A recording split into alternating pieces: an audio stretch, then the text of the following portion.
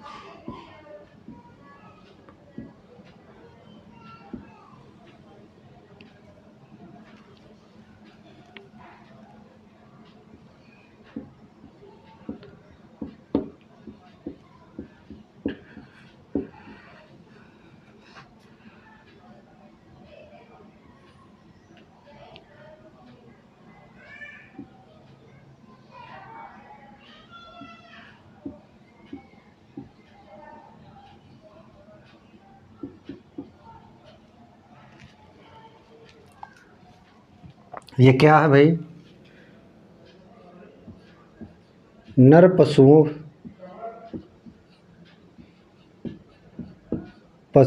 के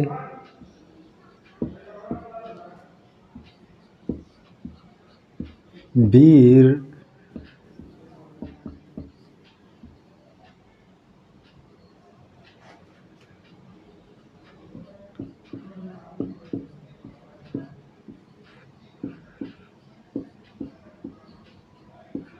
विधि से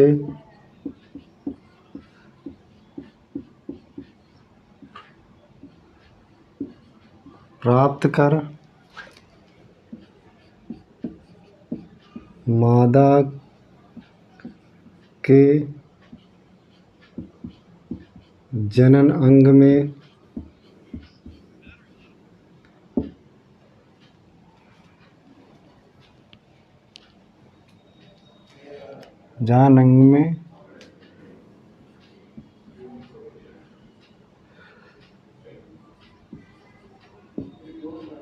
स्वच्छतापूर्ण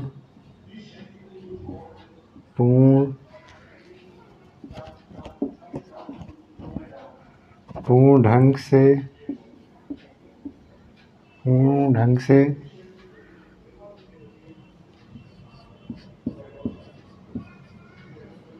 उचित समय में पहुंचना।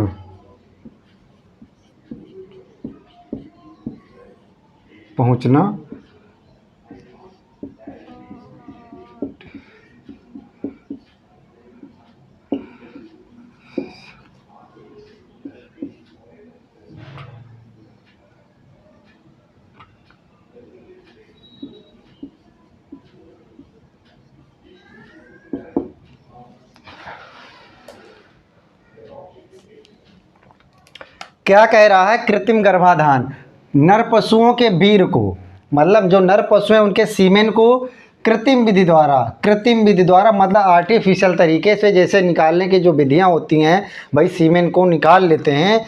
फिर क्या, मादा के जो जननांग हैं उसे स्वच्छतापूर्ण ढंग से उचित समय में पहुंचाना आर्टिफिशियल या कृत्रिम गर्भाधान कहलाता है।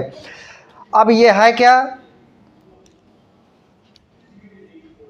स्वच्छतापूर्ण समय, मतलब कि जब उसका हीटिंग पीरियड है जब उसका मध की अवस्था है, जिस टाइम उसको मतलब कि एक पीरियड होता है जिस समय प्रेग्नेंट करवाने के लिए उचित होता है, मतलब हीटिंग पीरियड जो होता है, हीट पीरियड में जब कोई भी काऊ या फैलो आती है उस समय जब वो क्या है, वो उसके लिए क्या है, उचित समय है। और क्या है, जननांग, मतलब कि जननांग के माध्यम से स्वच्छतापूर्ण ढंग से आर्टिफिशियल, किसी मनुष्य के द्वारा, किसी यंत्र के माध्यम से, किसी ट्यूब के माध्यम से, किसी स्लवेंस के माध्यम से सीमेन को क्या करेंगे, हम पहुंचाएंगे मादा के जननांग में स्वच्छतापूर्ण ढंग से। उस पूरी प्रोसेस को क्या कहेंगे, कृत्रिम गर्भाधान।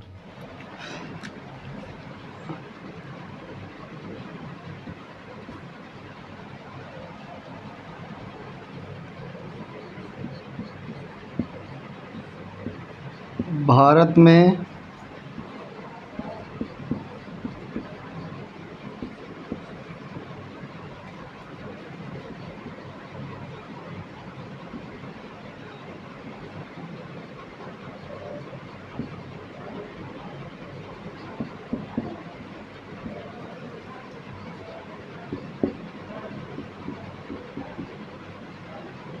पैलेस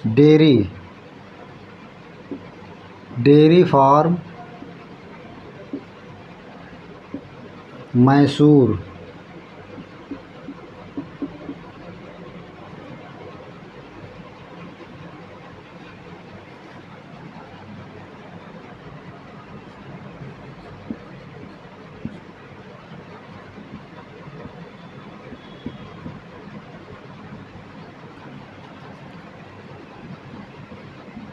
नैनी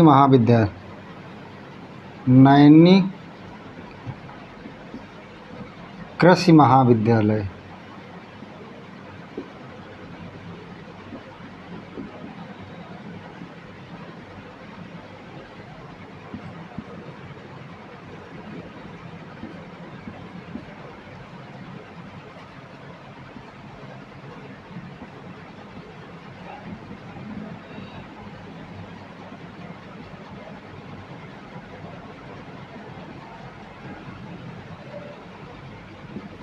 में परीक्षण के तौर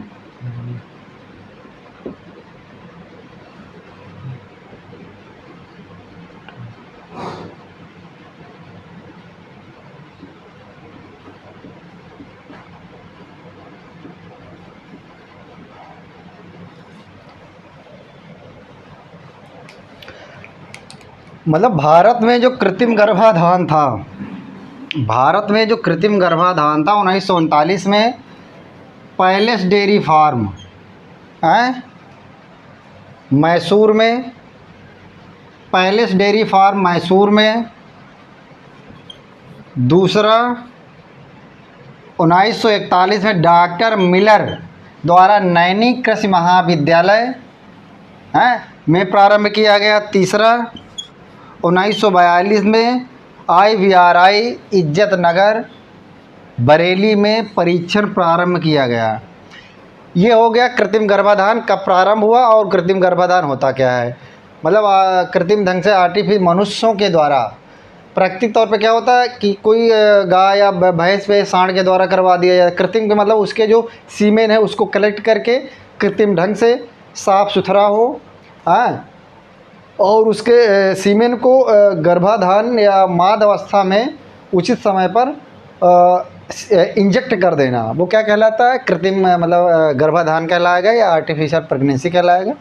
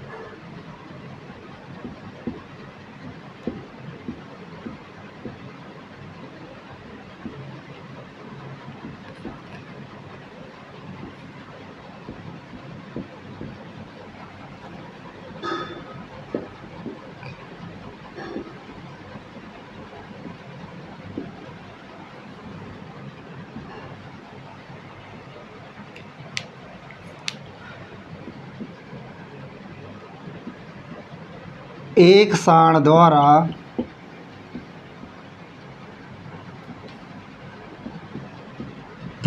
कृत्रिम विधि से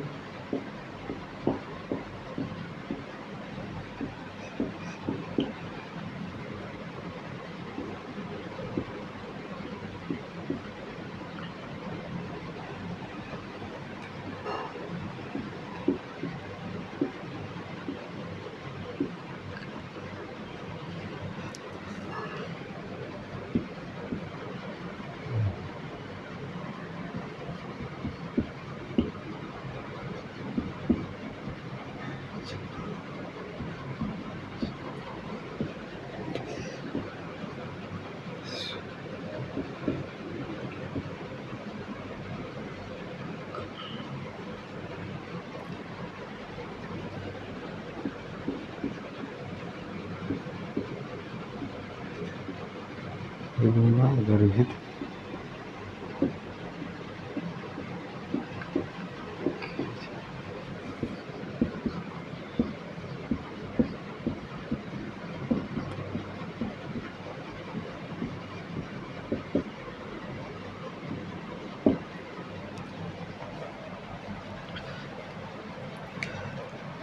एक सांड के द्वारा कृत्रिम से प्राकृतिक विधि की अपेक्षा 10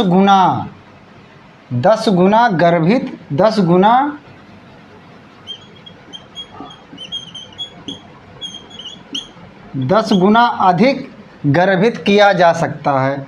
अब भैया ये कैसा होगा कि एक सांड के द्वारा 10 गुना गर्भित किया जा सकता है।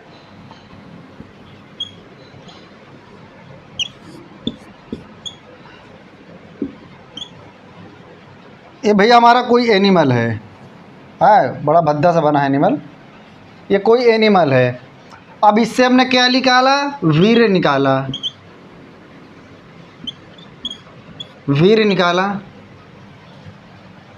लिया। तो इसका जितना भी वीर्य आया, जितना भी सीमेन निकला, उसका 1 से 2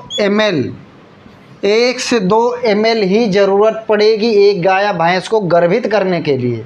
बशर्ते जब निकलता है, सीमेन निकाला जाता है, वो तो ज़्यादा होता है। और जब प्रकृति तौर पर ये कोई सांड किसी गाय को गर्भित करता है, तब क्या होता है कि उसका सारा सीमेन उसके जननांग में इंटर हो गया। और ज़रूरत क्या है? ज़रूरत सिर्फ थोड़े से सीमेन की है। ज़रूरत सिर्फ 1 से 2 ml सीमेन की है। और उसने मान लिया कि 10 ml निकाला है, 5 से 10 ml निकाला उसने, पर ज़रूरत कितने की है? इतने की। जब प्राकृतिक तौर पर उसको करेगा तो ये पूरा इतने यूज कर लेगा, बाकी सब वेस्ट हो जाएगा। और कृत्रिम ढंग से क्या होता है? जितनी ज़रूरत होती है उतने ही उसके अंदर सीमेन इंजेक्ट करवाया जाएगा। अब पता लगा गर्भित करने के लिए सिर्फ एक शुक्राणु की ज़रूरत पड़ती है। किसी गाय को या मनुष्य को, किसी को गर्भित करने के लिए 1 शुक्राणु की ज़रूरत पड़ती है, और पूरा 10 ml वेस्ट हो जाएगा। तो यही कह रहा है कि एक सांड द्वारा कृत्रिम ढंग से अपेक्षाकृत प्राकृतिक विधि की अपेक्षाकृत 10 गुना अधिक गर्भित किया जा सकता। मतलब अगर कृत्रिम ढंग से करेंगे तो ज़्यादा गर्भित की जा सकती, गाय हो, बकरी हो, भेड़ हो, 10 गुना अपेक्षा करती। ये पूछेगा ये कि कृत्रिम विधि प्राकृतिक विधि की अपेक्षा कृत्रिम विधि से कितने गुना गाय या भैंस को गर्भित किया जा सकता? तो 10 गुना।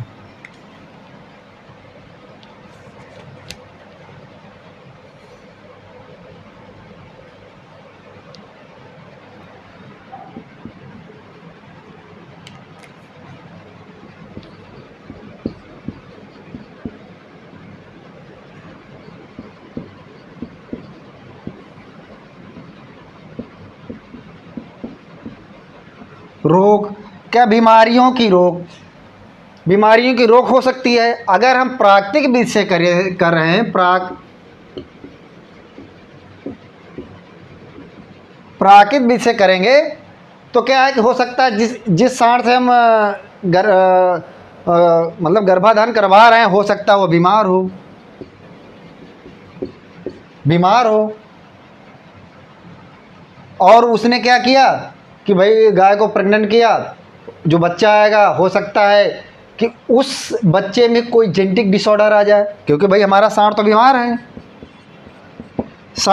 है, बीमार सांड से गर्भाधान करवाएंगे, बच्चा भी बीमार हो सकता है। तो जो कृत्रिम ढंग से जो होता है, कृत्रिम ढंग से जो सीमेन कलेक्ट किया जाता है वो स्वस्थ पशु का ही कलेक्ट किया जाता है। गांव घर में तो होता है 200 रुपये दिया और प्रेग्नेंट करवा दिए किसी गाय भैंस को, भेड़ को, बकरी को। पर क्या उसको हम आइडेंटिफाई करते हैं कि भाई वो बीमार है, स्वस्थ है, कैसा है? वो तो 200 रुपया लिया और भाई काम हो गया है। दूसरा क्या रहता है,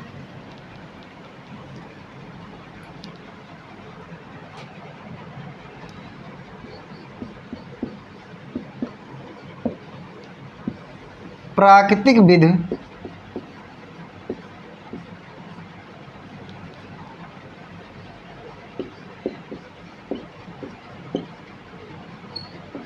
अपेक्षा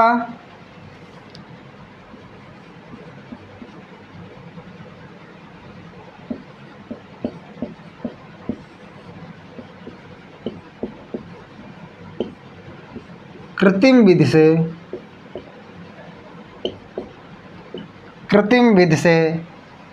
विधि से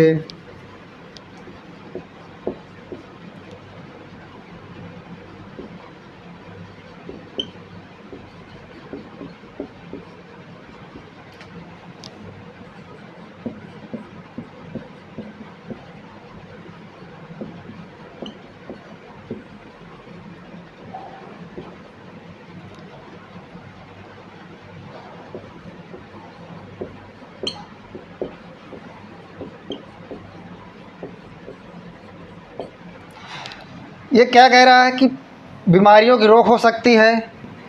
और क्या है, प्राकृतिक विधि की अपेक्षा कृत्रिम विधि से गर्भाधान की संभावना अधिक होती है।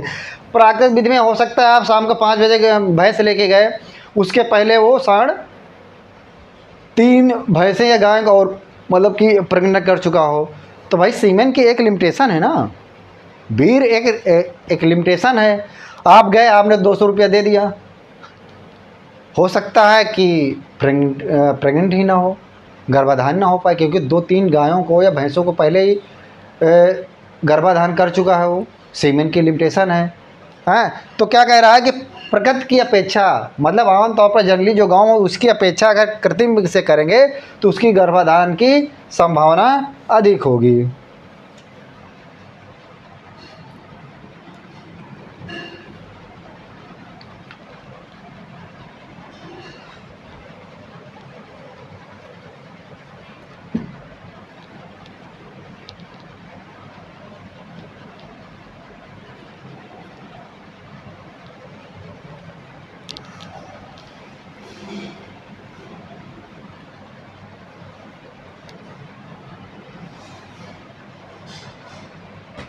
ये हो गया।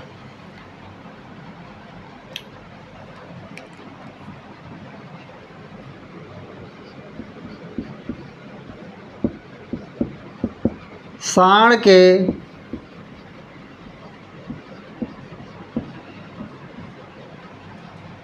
वीर का अपेक्षित घनत्व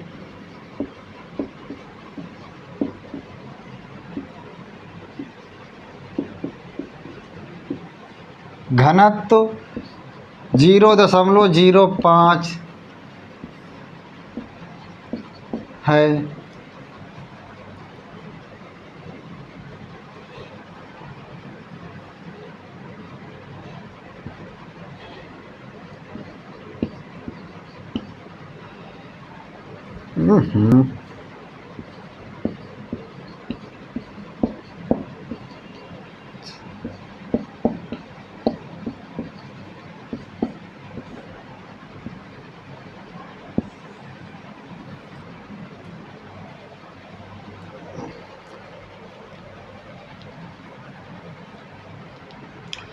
ये अपेक्षित घनत्व होगा, इसका अपेक्षित घनत्व कितना होगा 1 पॉइंट, ये मेन इम्पोर्टेंट ये है कि साँड के वीर्य का अपेक्षित घनत्व क्या होगा 1.03 होगा।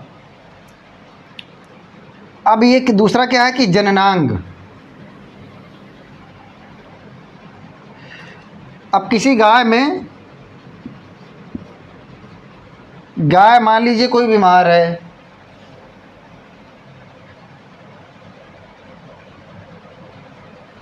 गाय है, खुरपका मुंहपका रोग है, उसी समय मान लीजिए गर्भाधान आ गया, ले गए सांड के पास, तो क्या होगा खुरपका मुंहपका रोग कैसा छुआछूत वाला रोग है सांड को भी यह हो जाए, हो सकता सांड को हो गाय को हो जाए है। इसीलिए कृत्रिम गर्भाधान के लिए केंद्र खोले गए हैं और वहीं से कृत्रिम गर्भाधान करवाएं।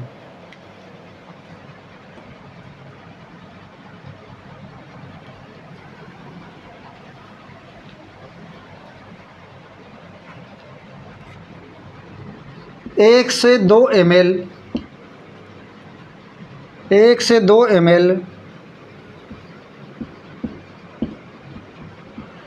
वीर की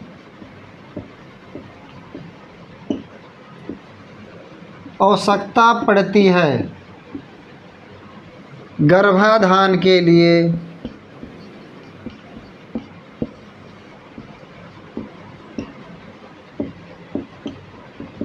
गर्भाधान के लिए 1 से 2 ml वीर की आवश्यकता पड़ती, ज़्यादा नहीं पड़ती है।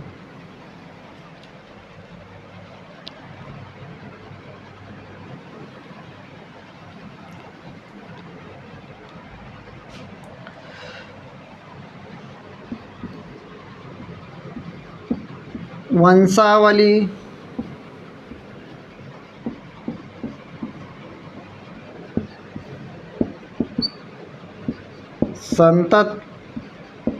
संतत परीक्षण,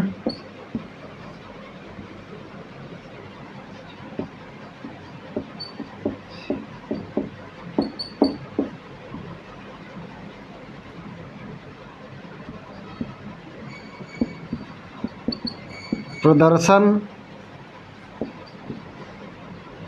प्रतिविधि,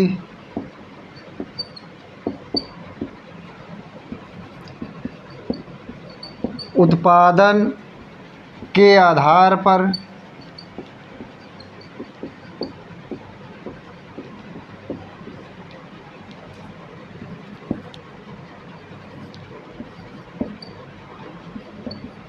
आनुवांशिकता के आधार पर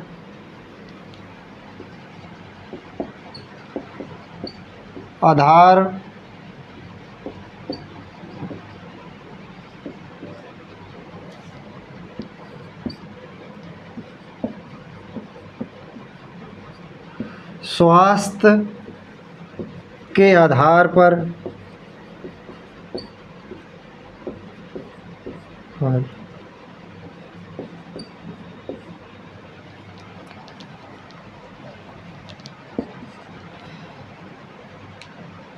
ये क्या है, ये और भी गर्भाधान मतलब और गर्भाधान की विधि हैं। क्या है गर्भाधान की विधियाँ,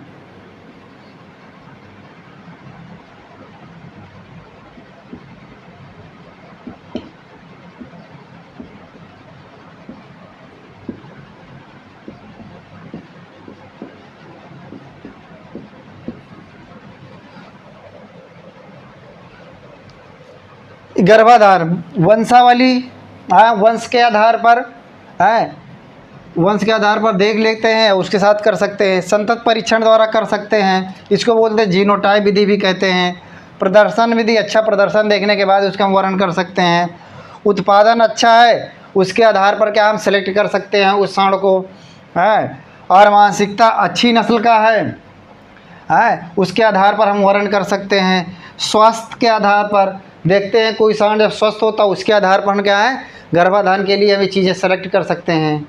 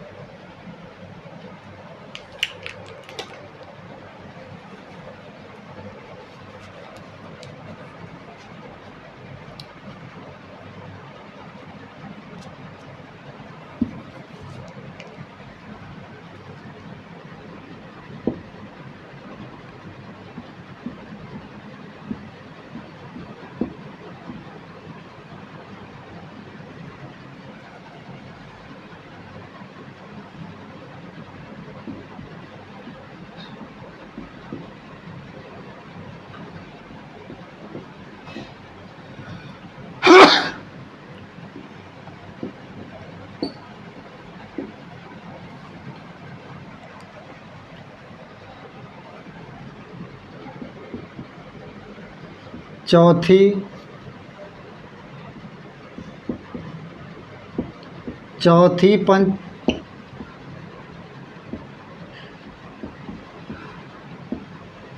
पंचवर्षीय योजना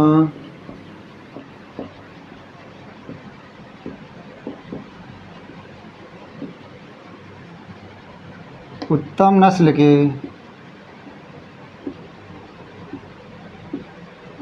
के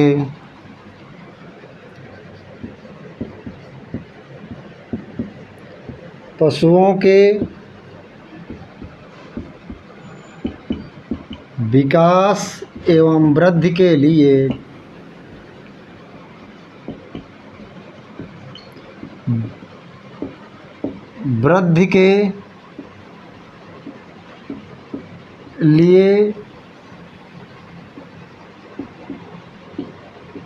फार्म खोले गए।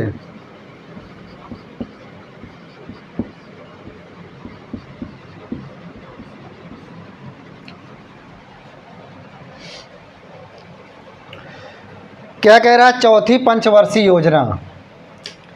चौथी पंचवर्षीय योजना कब? 1969 से 1974। चौथी पंचवर्षीय योजना 1969 से 1974 के बीच क्या हुआ था? योजना का उत्तम नस्ल के पशुओं के विकास एवं वृद्धि के लिए क्या खोले गए? फार्म खोले गए हैं। इसी टाइम क्या था? 14 बैंकों का राष्ट्रीयकरण हुआ था। और इसी टाइम क्या थी? प्रधानमंत्री कौन थी इस टाइम? प्रधानमंत्री कौन थी? इंदिरा गांधी। और 1971 में क्या गरीबी हटाओ का नारा दिया गया था? 1971 में चुनावी रैलियों में इंदिरा गांधी जी ने नारा दिया था, गरीबी हटाओ। अब गरीबी तो नहीं हटी पर गरीब हटते जा रहे हैं। तो उसी टाइम पे 14 बैंकों का राष्ट्रीयकरण भी हुआ था। और उसी चौथी पंचवर्षीय योजना का ही ये प्लान के तहत ये पशुओं के प्रजनन फार्म खोले गए, जिनका उद्देश्य क्या था? विकास एवं वृद्धि।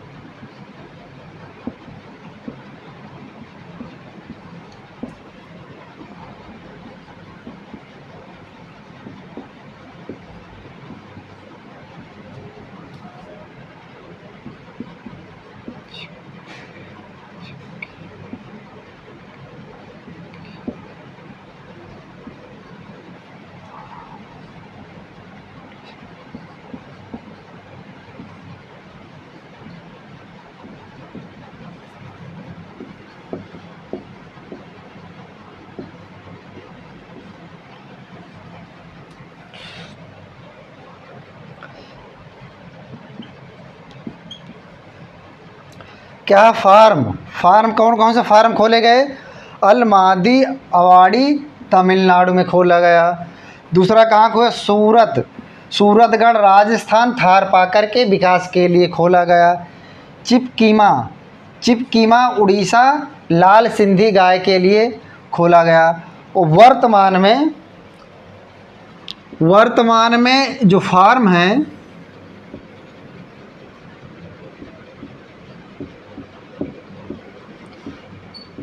वर्तमान में 330 प्रजनन फार्म हैं।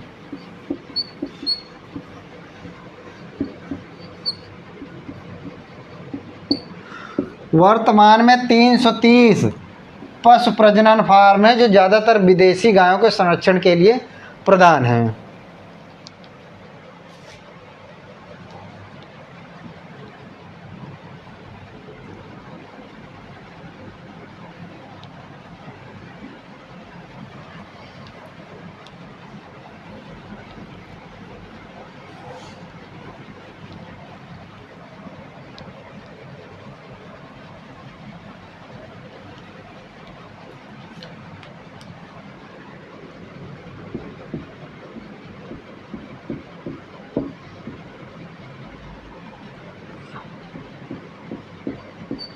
हरियाणा गाय के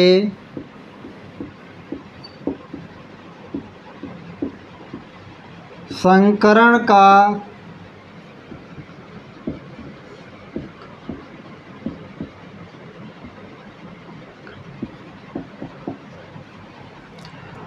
वर्ष 1963 में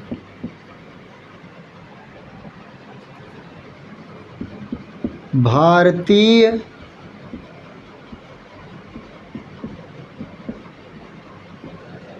कृषि अनुसंधान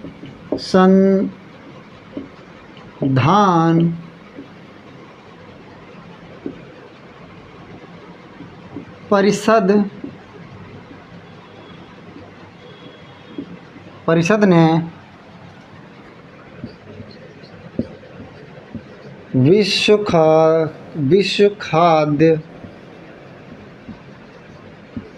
खाद्य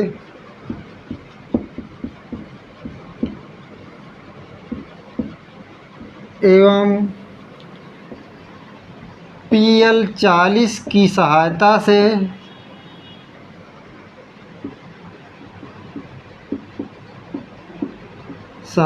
से वेस्ट बंगाल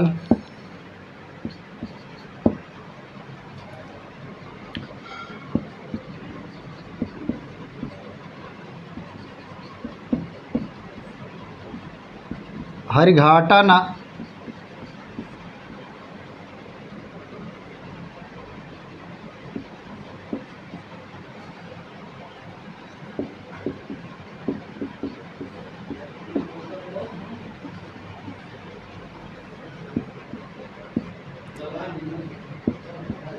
विदेशी नस्ल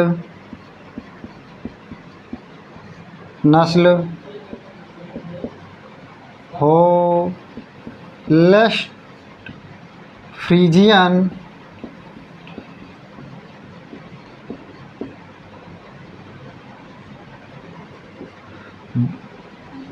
ब्राउन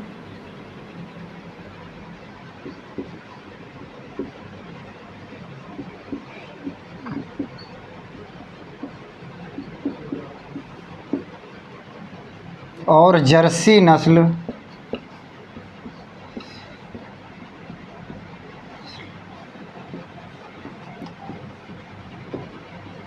के लिए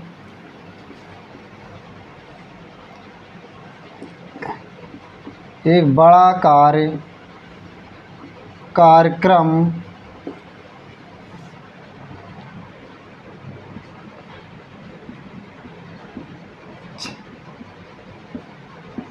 चलाया गया।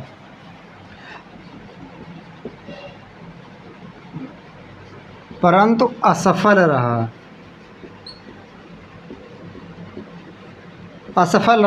क्योंकि संसाधन नहीं थे, समुचित कोई मतलब जो टेक्नोलॉजी थी वो इतनी नहीं थी, विकसित नहीं थी, तो ये क्या है, ये फेल हो गया था। 1963 में भारतीय कृषि अनुसंधान परिषद ने विश्व खाद्य संगठन एवं PL40 की सहायता से वेस्ट बंगाल, पश्चिम बंगाल, दीदी के एरिया में हरिघाटा नामक स्थान पर विदेशी नस्ल होल्स्ट फ्रीजियन और ब्राउन स्विस और जर्सी नस्ल के लिए एक बड़ा कार्यक्रम चलाया गया, परंतु असफल रहा है। ये क्या है, हरियाणा गाय के संकरण के लिए है।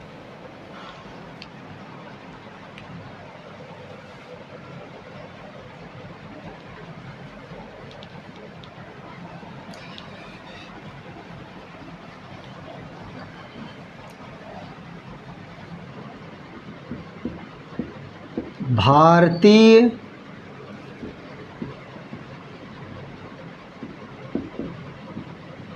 स्विस परियोजना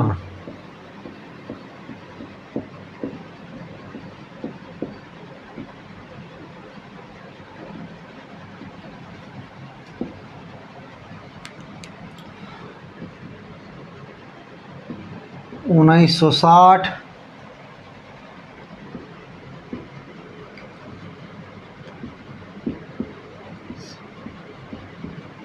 में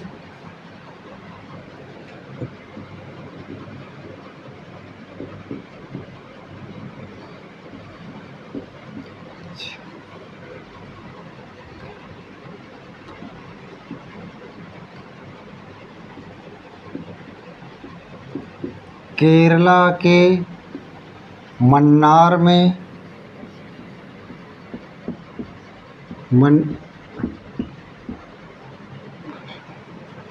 चालू किया गया।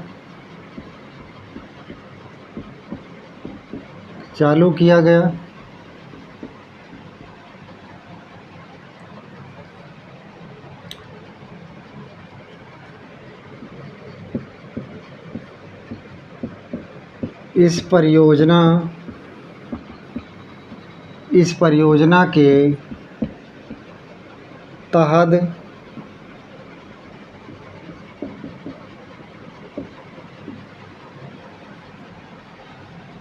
मन्नार में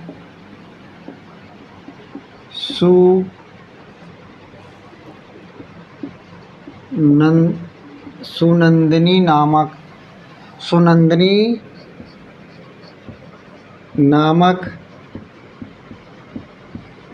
नस्ल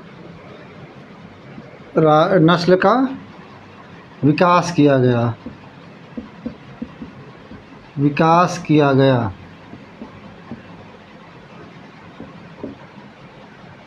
वर्ष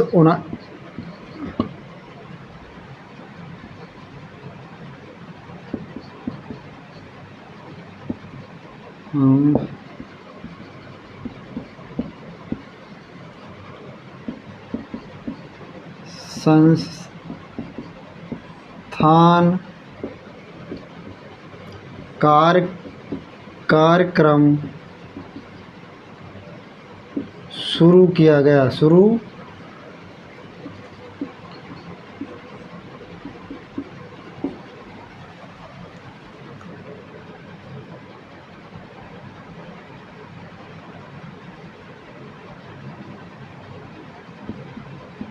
फलस्वरूप करण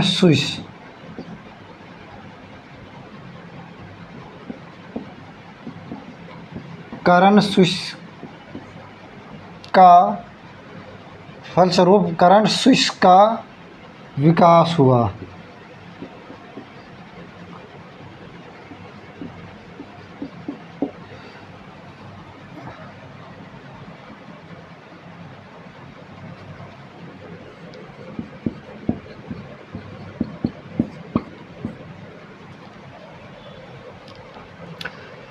ये क्या है, 1960 के दशक में द्विपक्षीय तहत केरला के मन्नार में चालू किया गया। इस योजना के तहत मन्नार में सुनंदनी नामक नस्ल का, किस योजना के तहत, भारतीय स्विस परियोजना के तहत सुनंदनी नामक नस्ल का विकास हुआ। 1963 में अनुसंधान संस्थान करनाल है भैया,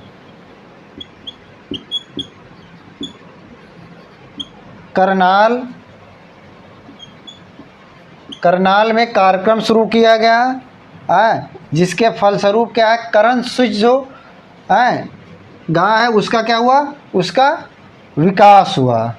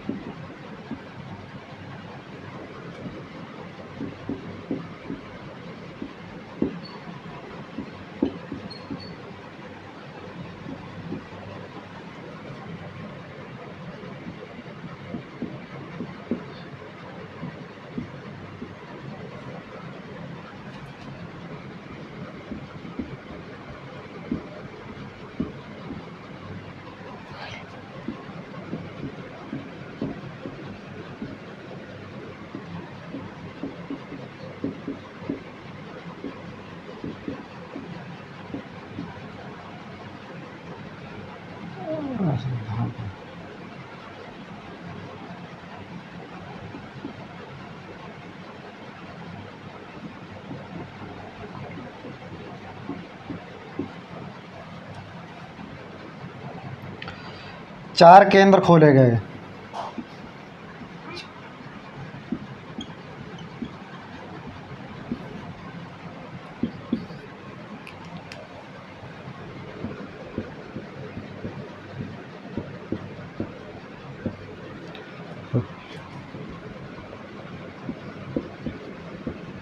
राष्ट्रीय डेयरी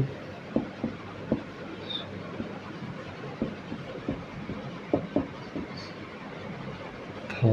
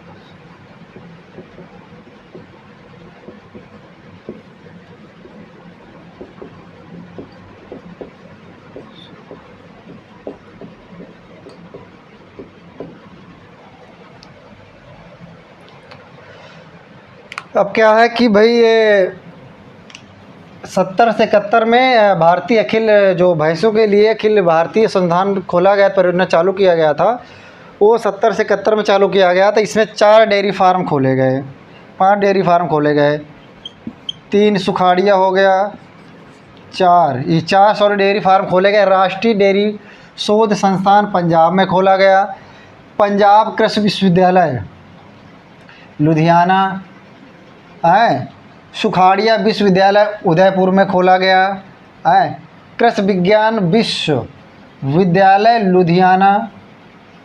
लुधियाना में खोला गया। और ये क्या है, 1970 से गुजरात कृषि विश्वविद्यालय है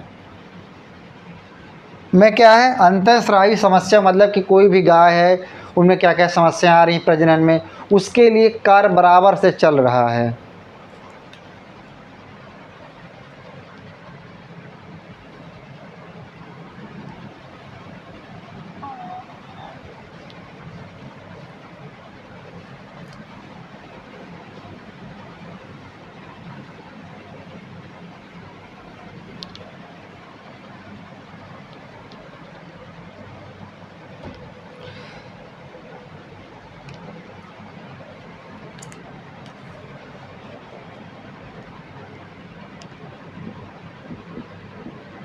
वर्ष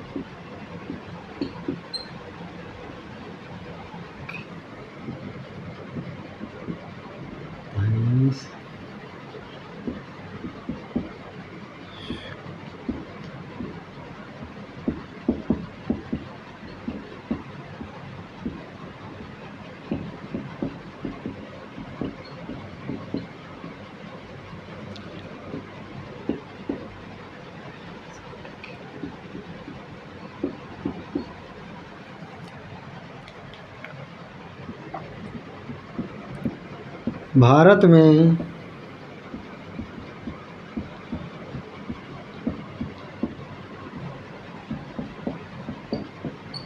कृत्रिम गर्भाधान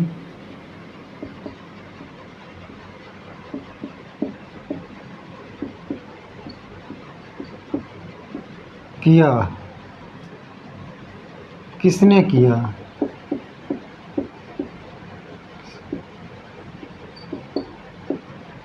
कौन है? Doctor Sampat. Doctor Sampat 1939। Doctor Sampat 1939 ये सबसे पहले क्या है, भारत में कृत्रिम गर्भाधान इन्होंने ही किया।